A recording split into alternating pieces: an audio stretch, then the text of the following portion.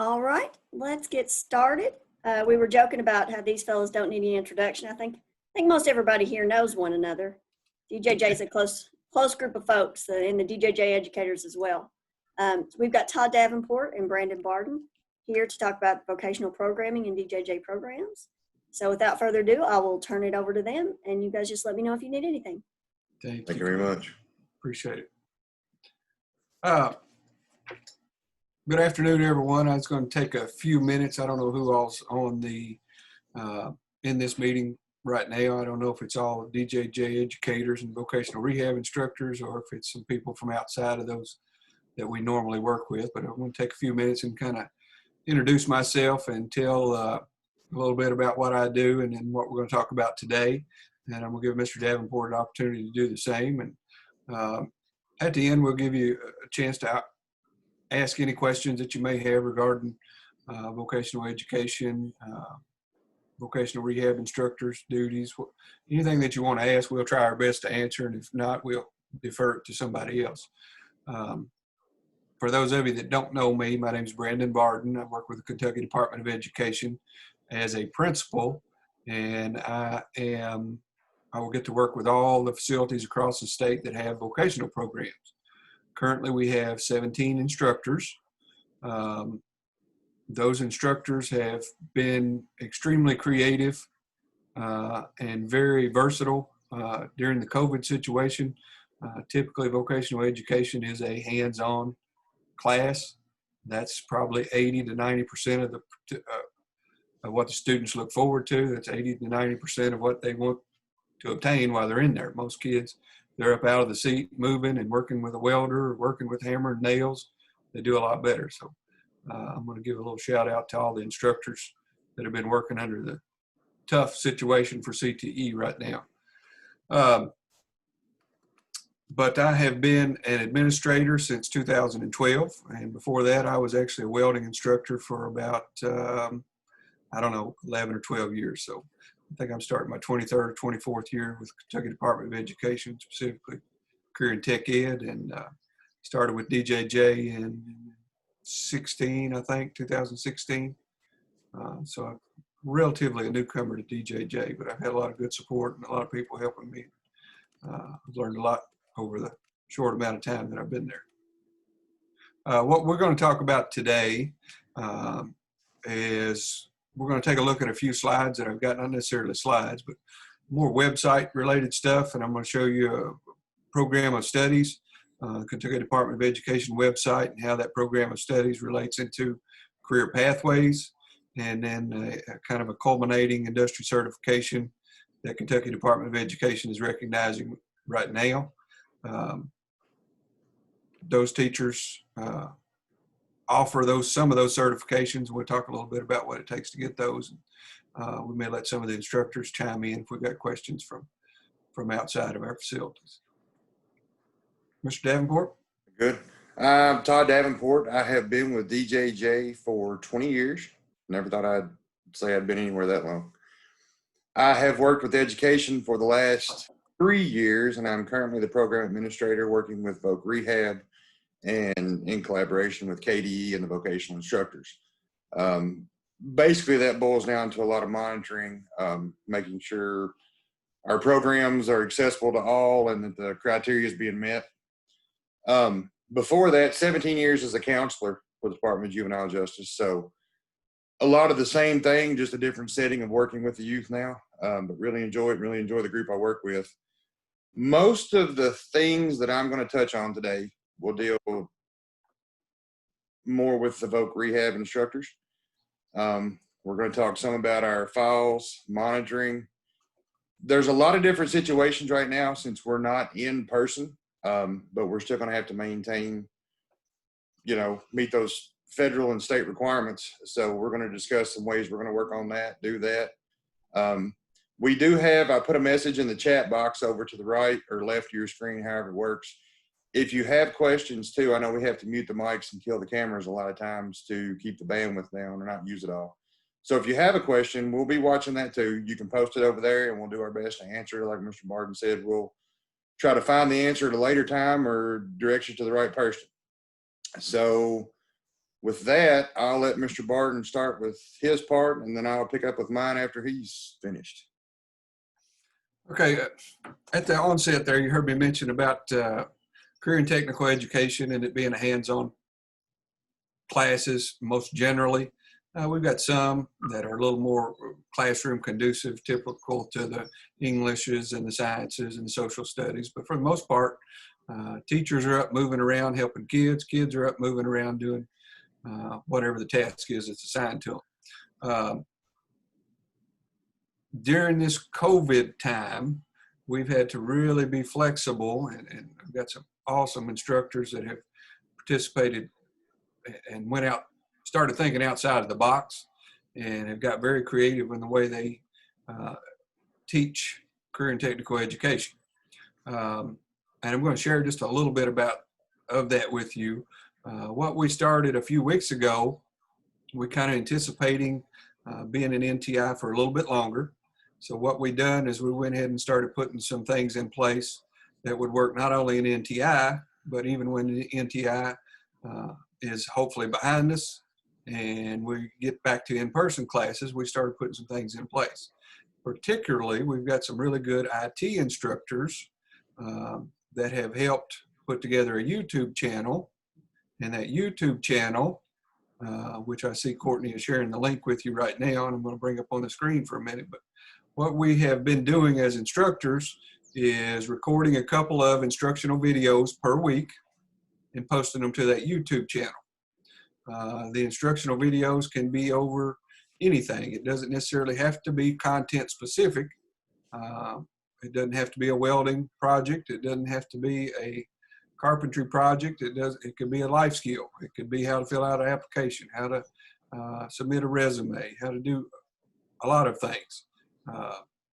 But teachers have been posting those on the YouTube channel, and the way we intend to use those is when we do get somebody that can work with us in the facility and can facilitate showing those videos, they will work anywhere in the state.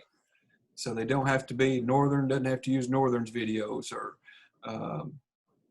Adair doesn't have to use the videos that Adair's made. You've got a pool of instructional videos from a wealth of knowledge across the state from various instructors that we can use in a teacher's absence. If we're back in person classes and a teacher has to be absent for a day, they can rely on some of the videos that are there and then have some type of assessment at the end. So I'm just going to try to do a screen share here. And show you what that YouTube video looks like. Some of the instructors are very, very creative. And they go out, and particularly I have one instructor that went out and that teaches a CTEC program, which is copper and fiber optics and different things. But she went out, saw some people working at a, for lack of a better term, and I'm not familiar with the term, substation. We'll call it that. I don't think that's the correct terminology, but she videoed the people doing some copper cabling inside this box that worked for a company, and she was brave enough to stop by and ask them if she could video them, and told her what the reason was, and she implemented that video in here. You can see all the videos that have been linked. It's everything from cabinet installation to how to use a level. There's a little trailer project. All of these are going to be used sometime throughout the year. Different times, depending on where your class is. It just gives you a lot of flexibility and a lot more tools in your toolbox. The instructors started off with just an introductory video, just to tell who they were and what their background was, and that kind of gives the kids, students, a little more bonding. You develop those relationships with the students and teachers a little bit better, and then hopefully the lessons will go a little bit smoother. What we were also doing is zooming in, and we'd have a group of kids in the facilities, and we would zoom in, the teachers would zoom in and teach their lessons remotely the group of kids that were sitting in front of either a TV or computer or a Chromebook or whatever it may be. So that's kind of how we have addressed the COVID issue and the NTI issue during for CTE. If anybody wants that link, I think Courtney shared it over in the chat box, but I can share that with Katie afterwards. If you want to rely on them or use them in your facility, you may not have that particular program, but it might be a good introduction to it for a kid that might be thinking about or being eligible to get back into a public school and go to an area technology center somewhere. Maybe a good introductory for them. Hey, Mr. Bardin. Yes, sir. Do you mind if I pop in real quick? Because that almost answers the question. It slightly answers the question. I think the name is Dolores Polly. We have a question posted. She works with Sunrise Services, and she was interested in how to educate her kids more with like the book understanding of what we do. And then when they transition out to get more of the skills. So that might actually be one of those resources to look in to what we do. And after this is over also, you can feel free to email either one of us and we can discuss those things further. But this is a tool that can be used, I think, like that. So yeah, and it's a thinking outside of the box, and I know the teachers had to think outside of the box, but I don't think any of the instructors would have any issue. We're all here for the kids. If somebody wanted to use them outside of our facilities that we normally are in, I don't think anybody would have a problem with that. It's just, again, it's more tools in your tool belt, whatever it takes to get the kids something during this time. Maybe a little bit different than the maths and sciences, and maybe see how some of that stuff's applied at times.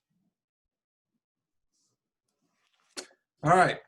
So I just wanted to show you that, and that's kind of how we address CTE. Another thing I want to share with you, and I want to tell you the reason why I want to share it with you first. If you are in one of the DJJ facilities, and this is kind of for the teachers or anybody that works with public schools and may have vocational programs outside of what we have, is Career and Technical Education Program of Studies. And basically, it's a list of classes that students are going to need to complete in order to become what used to be termed college and career ready. It's part of graduation requirements, and it is all kind of lumped in there together. Everything has to transition into Infinite Campus, and I know we've had some discussions over some classes that we were teaching that didn't necessarily fall into Kentucky Department of Education guidelines as instructors. So I wanted to share a document with you that might make it somewhat easier to understand what would be the recommended courses and sequence of courses that probably should be taught in these facilities to get where you need to be. And you can find this on Kentucky Department of Education's website. And I'm going to try to move some stuff around here where I can get to it.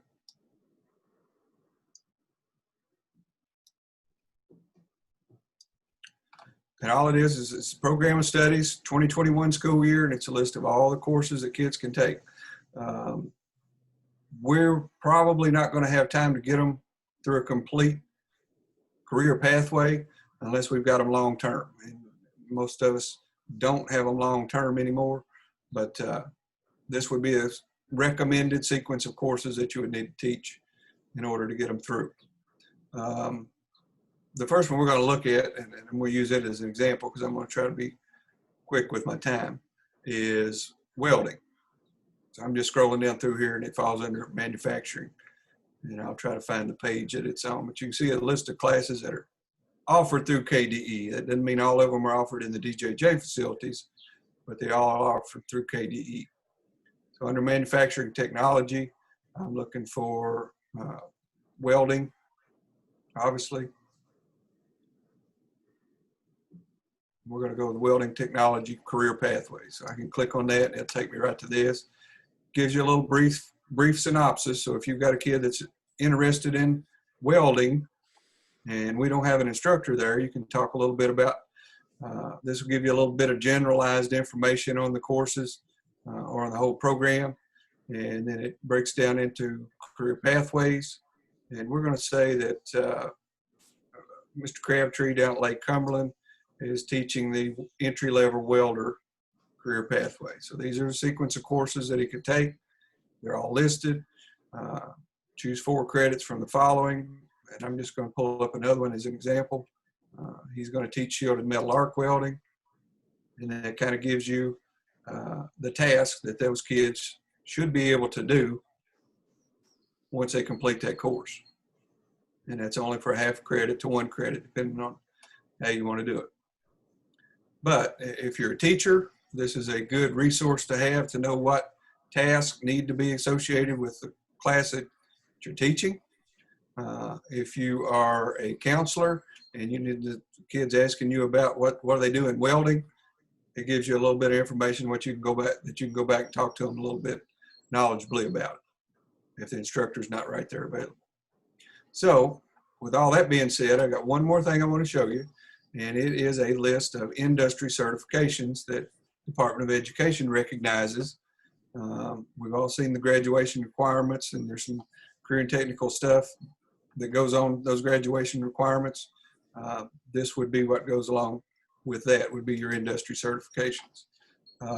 For welding, and this document can also be found on the KDE website. If you're teaching an entry-level welder that we were just looking at, and this is a long document, there's a lot of different certifications, but these would be the certifications that can be offered or given to the student to make them a certified welder or a certified information technology specialist or whatever it is the course that you're teaching. All these are valid industry certifications. And you also see over here on the right side, it's called HD.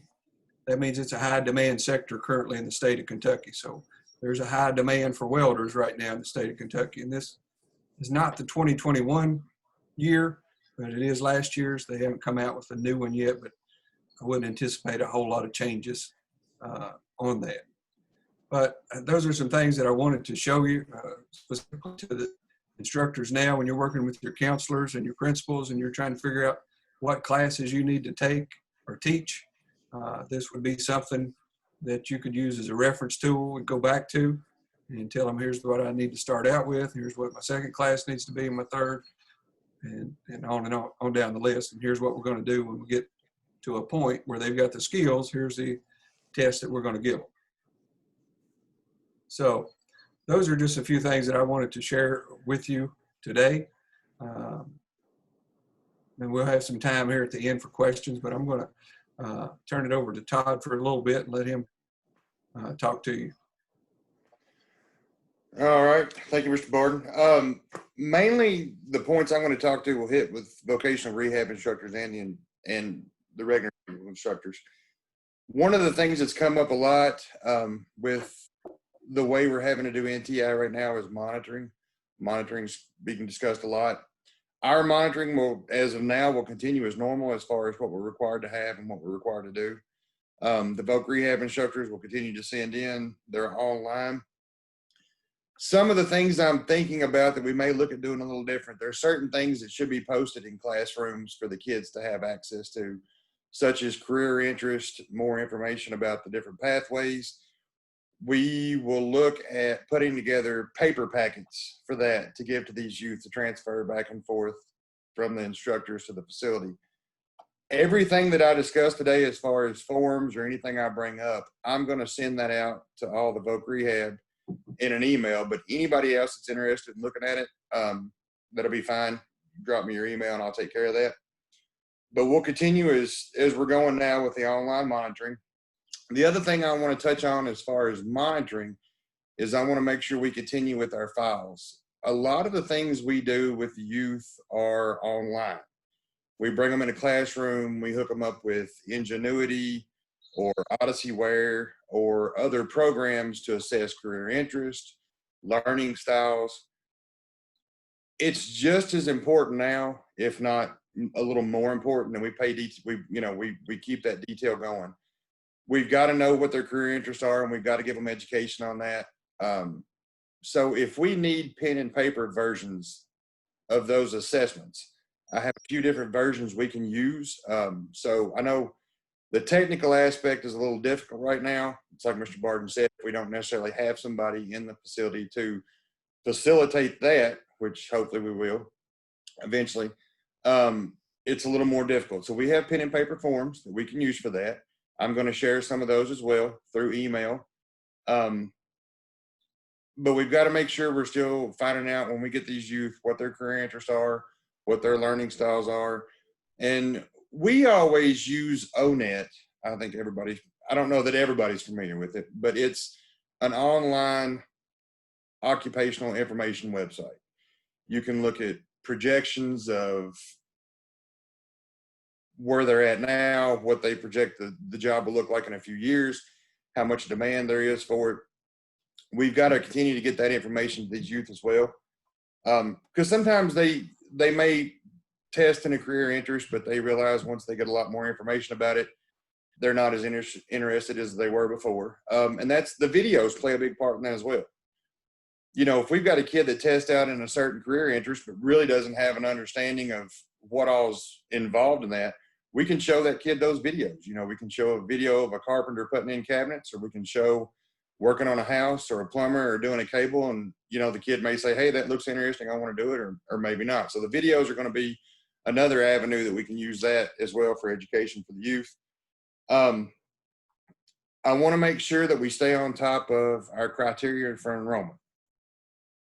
Just because we're not necessarily in person right now, I want to make sure we keep that document going. It's an SOP requirement. But we've got to make sure that kid is ready to be in that program, because when we return back, we want to have all these things in line for the kids to get into that classroom, to do the hands-on. So I want to make sure those forms are continuing as well. Another thing to pay attention to is how we're having communication with the youth and documenting that. I know we have some that call into the facility. We have some that relate to a person in the facility and do, you know, paper documents, scan back and forth and share information with the youth that way. Some do Google Classrooms and Hangouts, or the email through Odysseyware Ingenuity. However you're connecting with those youth during this time and communicating information or answering questions, I want to make sure we keep good, clear documentation on that. I think it's very important for us to have that, you know, if we use it for future reference or just to show what we've done and to keep up with it. It's very important. So let's keep up with that. The vocational rehab instructors send a weekly report to me just to check in. With our tracking that we're doing of the youth and education, what classes they're enrolled in, where they're at, I want to make sure we keep that information flowing in. What kid, you know, I want to know what kid is in what class. If anything changes, if a kid gets a certification, you know, make sure we still send that in and keep up with it. That's going to help us in the long run to have this continuity of information with these youth when they go from detention to residential, or from residential to a group home. We can really keep that kid flowing and keep that kid going right on track of where they need to be. So that information is important for that. So keep up with that. Any changes, just let me know, and I'll track that on my end. The other thing is, Mr. Bardin and I have looked into a lot of different certifications or information we can offer the youth. We've looked into different programs with shorter time spans where we can get youth certified in things ranging from hotel management to how to be a concierge to, you know, the ServSafe certifications. There's a lot of different things we're looking into to offer these youth, along with everything we already have. We have a huge spectrum of stuff that we offer the youth, but we're looking at more too. So if you guys, anybody out there comes up with something they're interested in or they like, feel free to share that with myself or Mr. Bardin, and we'll look into that. Some of that will depend on how quick we're able to transition back into the classroom. And that's from a vocational rehab instructor standpoint. That'll depend on, you know, how we're running our classes when we get back, because I know that's going to look different for a while as well. So we're not looking to throw a bunch of new things and make it more difficult. We're just looking to have more stuff to offer. So we'll implement that in a way that's good for everybody. So don't get nervous that you're going to get a lot of things thrown at you. We're just looking to make it, you know, even better for the youth and better for us. One of the things I really want to see and I think would be so great, is if we have a lot of the same options at the same facilities as far as from like a vocational rehab standpoint. You know, we have soft skills that we can discuss and a lot of different avenues there that are important in big business today and a lot of the general industry. So I want to make sure we've got those same things offered at all the facilities. That way, if a kid, you know, his kid was with me at Adair for 2 days, he could pick right up on that third day when he went to another facility with, say, Mr. Morris or whoever he comes in contact with. So that's one of the things we're looking at doing is having that continuum of care where everything is available everywhere. Not as far as vocational certifications with Mr. Bardin and those teachers. Setting is what I'm talking about. So anything you have interested in that, feel free to share it with me or Mr. Bardin, and we'll look into it. I guess that's basically my housekeeping that I have. We've got a few questions posted. I'm going to go ahead and answer a couple of them here because I think Ms. Batliner responded back, but all the documents that Mr. Bardin showed previously are on KDE's website. Is that correct? Okay. That is correct. Everything, all of them's going to be on there. And Miss Batliner's at Louisville Day, Jefferson County Public Schools, but between her and Miss Kazee and Miss McDowell have got them all posted over there on the side, but we can send them out again if we need to. We have a question about, there's a question about certification and fees. I'm not sure what that is. Okay. Go ahead, Mr. Bardin. If you I'll take that one. If you do have a certification that does have a fee, get with me. We have tried to set aside some funding for all of the vocational instructors to be able to pay for things like this. So just get with me and we'll work out a way to pay for your certification if that's the only thing keeping a kid from getting it. I've got a question from Dr. Garland at Green River. And I'm glad you asked that question because I should have brought that up anyway. So that's a great question. Jory, one of the things we want to make sure is that the information about these youth, what they've worked on, their certifications they've completed, where they're at, follows them. Jory has areas for all that to be documented. You can upload certifications. You can put in where they're at, what classes they worked on, how many credits they have. As of right now, I'm putting that information in when I receive it from all of you all. So when you send me a certification, I'm taking a scanned copy of that and I'm putting that in that use Jory file. And one of the things that's so important about that is, I guess at Adair, I dealt with this a lot. I don't know, however, other facilities, how much you dealt with it. But at Adair, we had a lot of youthful offenders that wound up going back to court at 18 or 18 and a half. So instead of having this struggle to find all this information when this youth goes back to court, that's all going to be in one local spot. And that's going to be great. If a kid's got 2 certifications and they've done classwork and they've prepared with soft skills, we can have all that information at the fingertips for the youth counselor or the superintendent of the facility to put with this youth or to give to their attorneys.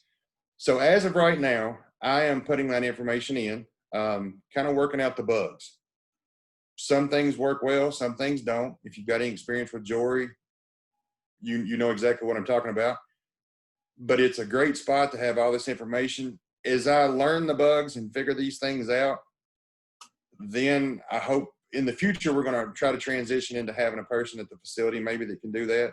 But for right now, you guys get me the information and I'll make sure it gets uploaded. And if there's anything special you want documented in there, you know, I mean, we have several tabs we can use with the counselors to put in any of our educational information. So anything that you want that's important to be documented for that youth, get it to me and we'll work that out. So good question, Dr. Garland. Thanks for that.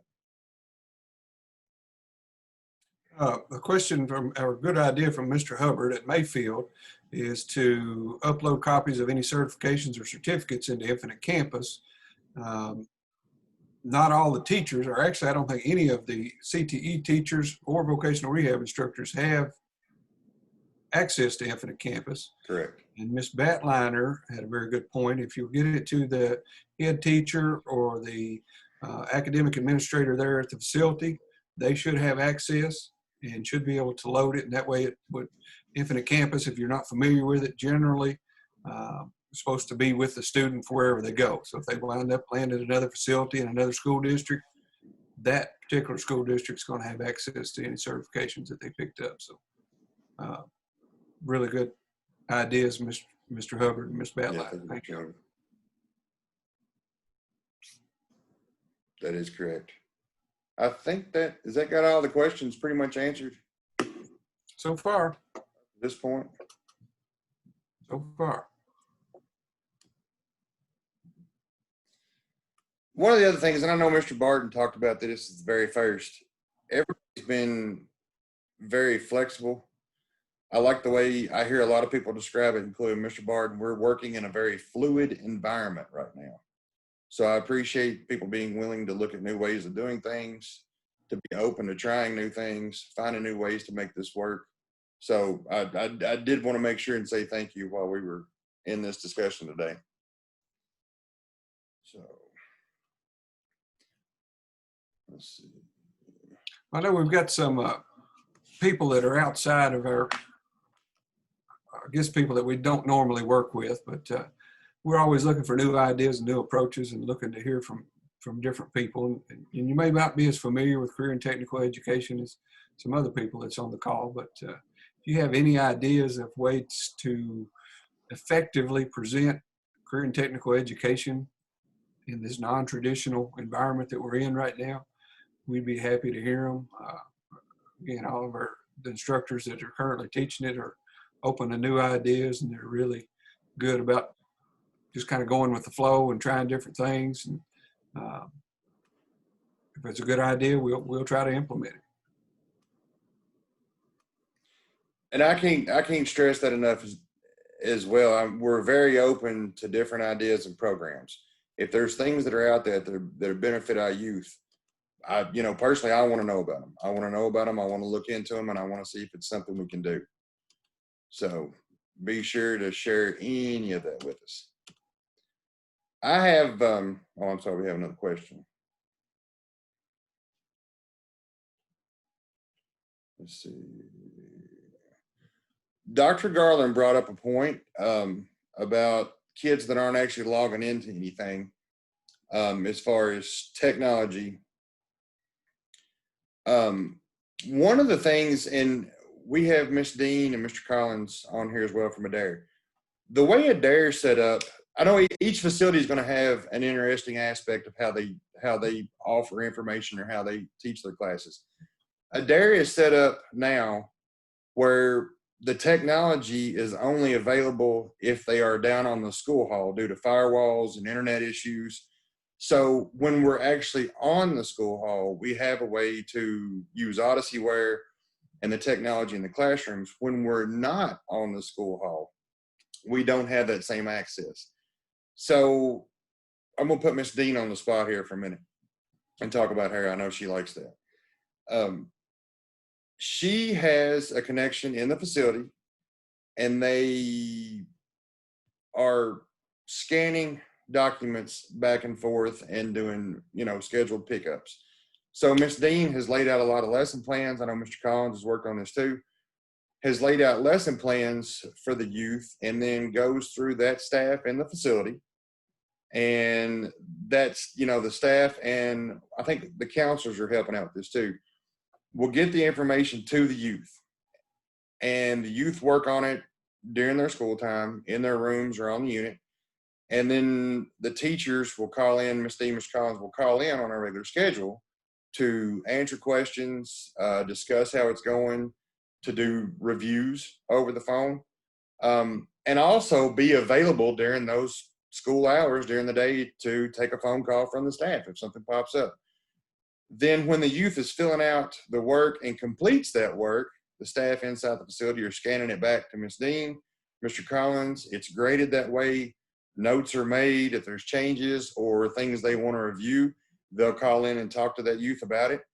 And it becomes a really good discussion. I think I think the youth respond really well to that, because when somebody takes the time to call you and they take the time to write personal notes on a piece of paper that you've worked on, they do believe you care and that you're actually paying attention to this. I think that's grabbed the youth.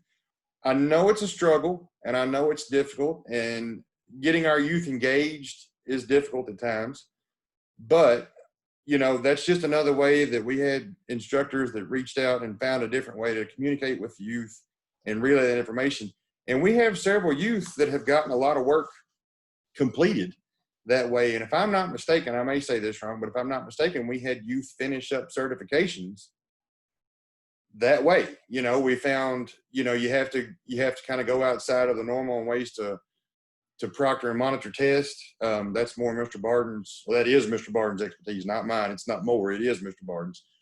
But there's been ways to work with that and get that approved as well, and still maintain, you know, our social distancing and keep the environment safe for the youth. But there's a lot of different ways. If one way is not working, there's another way we can reach out. We, when this first started, we had weekly meetings. I think one of the things Mr. Bardin and I have talked about is going back to that. So when those questions come up, reach out to us. You know, if you're struggling in one area, you know, if Green River's got an issue, there may be somebody up at Northern. I saw Mr. Gideon's picture just pop up there, so I'll put him out for a second. He may have a way that's working for him that, you know, may not have worked for me. So we've got to be able to trade that information and spread it around. But there's a lot of different ways that information's given to youth and gotten back from youth. So we'll keep those channels open, but be creative, and we'll just keep moving forward. Hey, Todd. Yes, sir. First of all, congratulations. I didn't know you were hired in full time in that position. So that's why I wore a tie. I see that. Hopefully, I was gonna text you guys to make sure you guys had pants on, but yeah. I didn't know if you were recording this. Yeah. Yeah. So I talked to Dave Brady. There's some questions. Valerie had some questions about, and I would assume a lot of people, this come up with a lot of people about how do you test these kids in the C-Tech program? How do you do the hands-on and everything? So I talked to Bill McGurgan yesterday for about an hour, and what we've come up with is if those kids have had a chance to actually build a cable and they know what they're doing, and the cable's tested fine and everything, he said it's your call. You know, if you think they're good enough to pass it, then pass them along on the hands-on part, because they've already actually done it. And you know, if Bradley Jones was here, he'll tell you, you know, when I was down at Pee Wee Valley, I was building fiber optic cables like I knew what I was doing. And then the last time I went out with Bradley, I'm sitting there watching him trying to compete with that cat, and my cables kept crashing and crashing and crashing, and I knew what I was doing. So that test, that hands-on test, doesn't necessarily mean you're this big cable expert. It just means that you know, you understand the concepts of that cable. So don't feel bad about, I mean, the main part is that they have the internal knowledge and they can pass that 50 question final as far as the multiple choice. The rest is just, let's be honest, it's crapshoot. It depends how your day's going. So if he built or she built a good cable in the beginning, by all means, that cable, in this situation, that cable will allow them to pass. Does that make sense? Mr. Gideon? Yes. Can you hear me? Hello? I can. I got a call with C-Tech that's going to go on tomorrow. Yeah. But the problem is the student just started the class July 6th. Yeah. So there's not been an opportunity to build. Well, and that is a problem. I mean, so my question, and I'm sorry I didn't put this out in the email because, gosh, I hate typing. But let me ask you this: is there anybody that can put a camera on that kid while he's working, or they just can't? There's just not the manpower. Well, what we've actually been doing, and I'm not sure this is the right forum, but we've been reviewing through Google Hangouts, so he can see me. I'm just, to be perfectly honest, not comfortable leaving my tools available uncontrolled or the supplies. Right. And here's the way I look at that too. I mean, everybody in that facility is an adult. So if you have a staff that you can trust, like I'm so fortunate. I have Mr. Elliott, and I don't even know if he's on here. I know my tools are guarded, but there's nothing in that toolbox that I can't do to a human being with a lead pencil. You know what I'm saying? I mean, we don't have problems with having DVDs and movies around facilities, which I could take a DVD, break it in half, and I'm Mortal Kombat, son. I mean, I could take larynx out and livers and all kinds of stuff. So we panic about little 4-inch screwdrivers, but we won't panic about pencils, pens, DVDs. And it all comes down to, I think you know this as well as I do, a kid that's got skin in the game, he takes ownership, or she takes ownership and some pride into that certification. That kid's getting to do something no other kid's getting to do. And I promise you they won't smuggle your tools out of there. You know what I'm saying? That's not necessarily the concern. There's a few other concerns we'll go into another time. But that's what my question was based on. Was a new student, no practical experience yet using the copper cables. That was what my question related to. So. Well, and yeah, like I said, the things we're going to discuss case by case. Yeah, I mean, I think personally, I would go if I could see them, they could see me, and I had a staff sitting there. I'd go ahead and try to make it work. And guess what? If it doesn't work, it doesn't work. So, you know, that's a tough call, and it's per. Well, Let's go ahead. Mr. Bardin and I are going to schedule a meeting with everybody on Friday.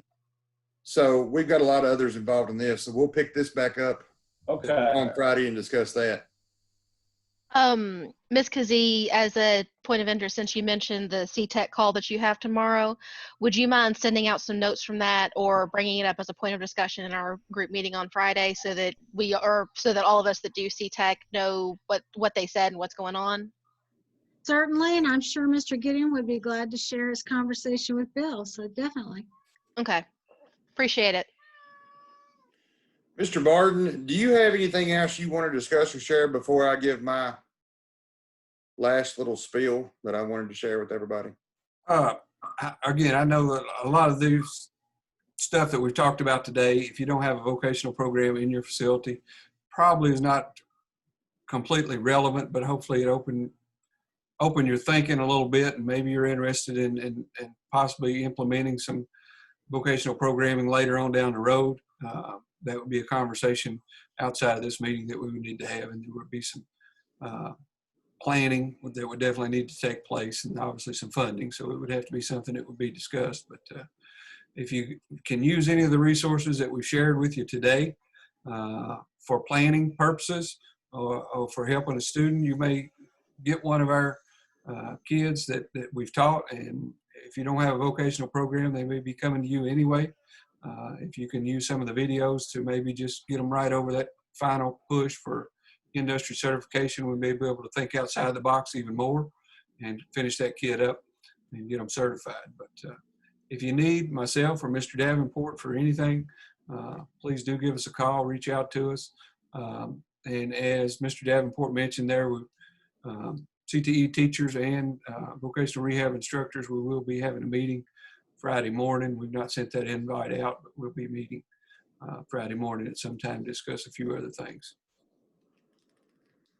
Do you know what time, Mr. Bardin? Because the CTE conference is also having a thing Friday at 10:15 Eastern. It'll probably be at 9 o'clock. Okay, thank you. That's Eastern time. Any others? I'm going to share something with the group with permission from a youth that I've kept in contact with. Before Mr. Bardin posts this picture, I'm going to share a little background story. I know at times, and this goes for anybody that came into this chat, this will relate to you. If you work with youth in any way, shape, form, or fashion, public schools, our programs, our facilities, this is a little reminder and a little feel-good, I guess kind of a feel-good story for you. We had a youth at our facility. I was a counselor at Adair in 2006. We had him at that time, you know, before laws and regulations changed, kids could stay in the programs for lengthy periods of time.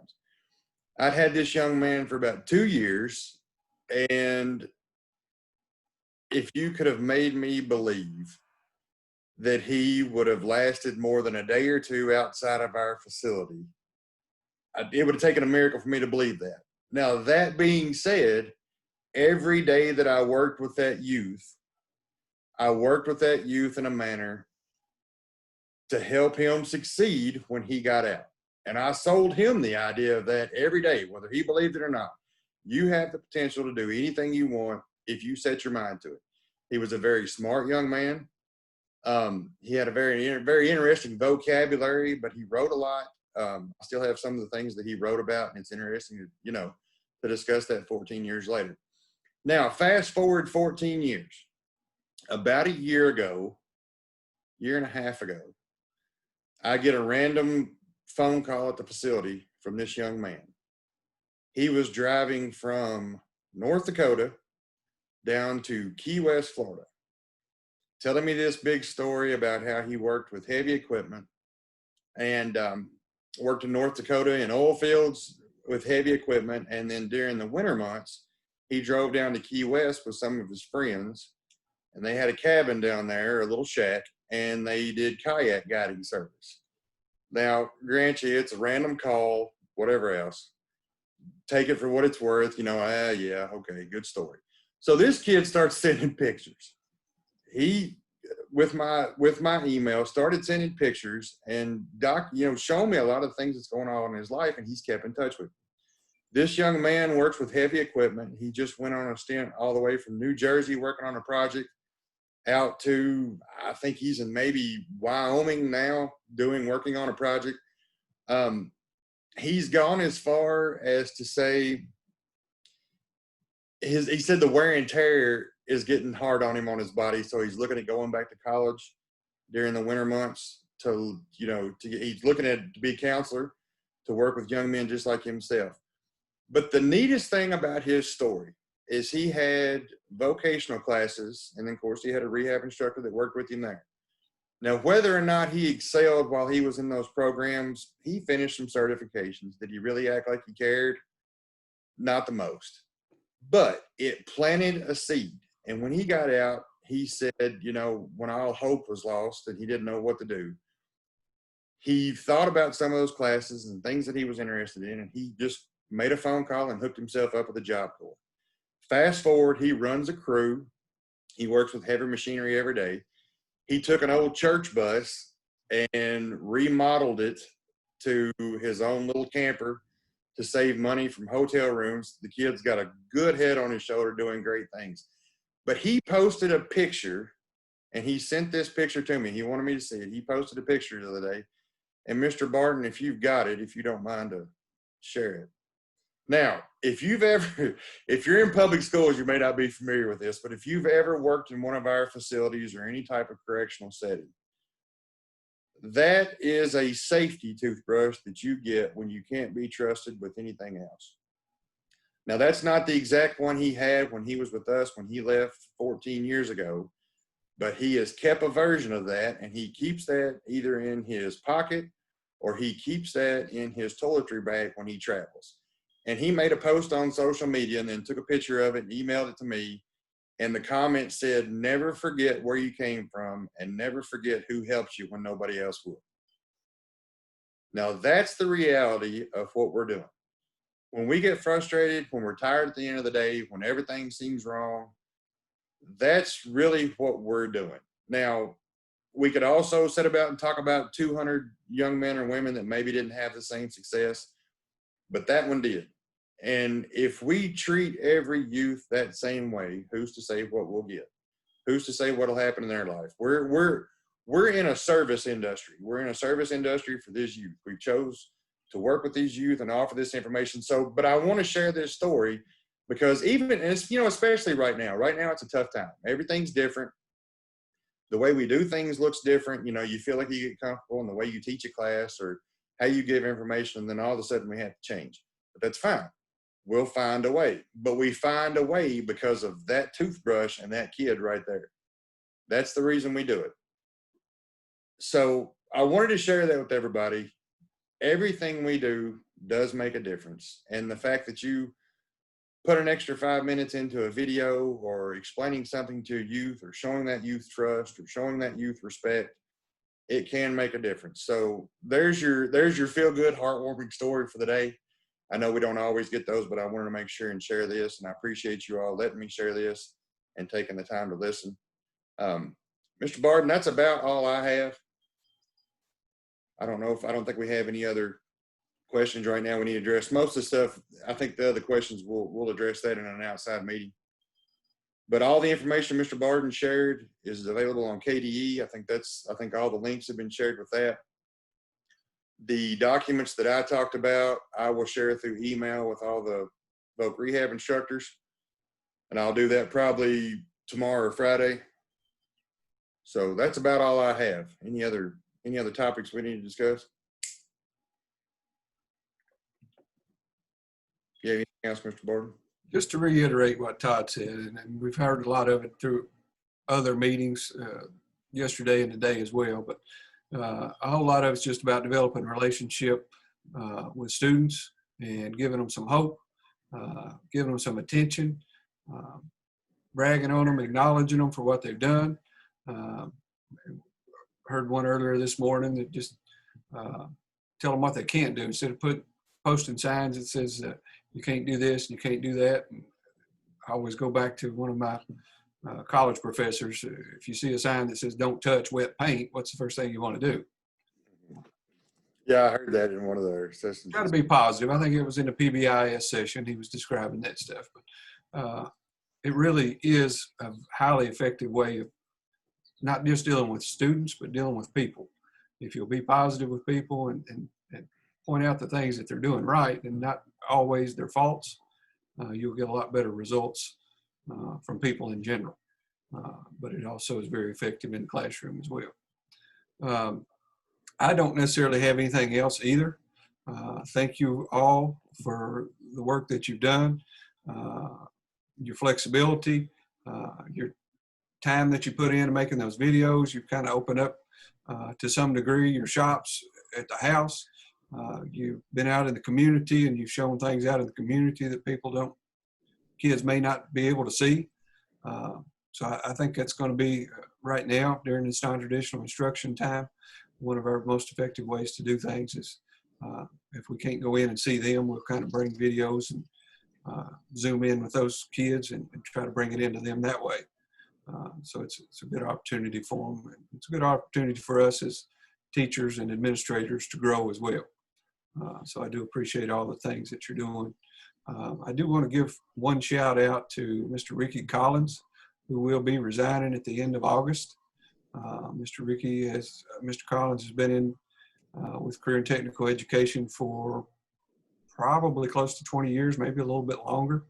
He drives a school bus, does a lot of different things.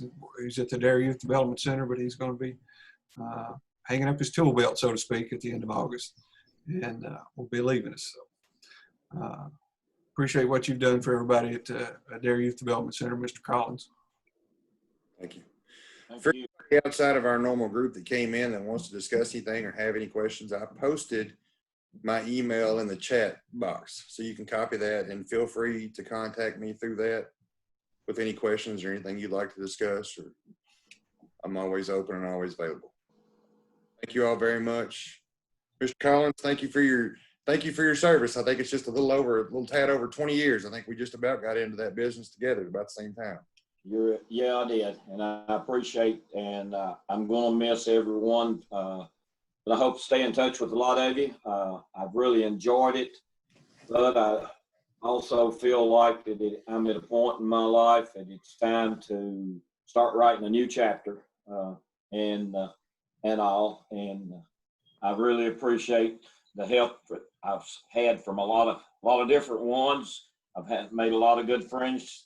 And I want to say that I'm always here. If I can help you, even after I'm gone, give me a call. I'll be glad to talk to you.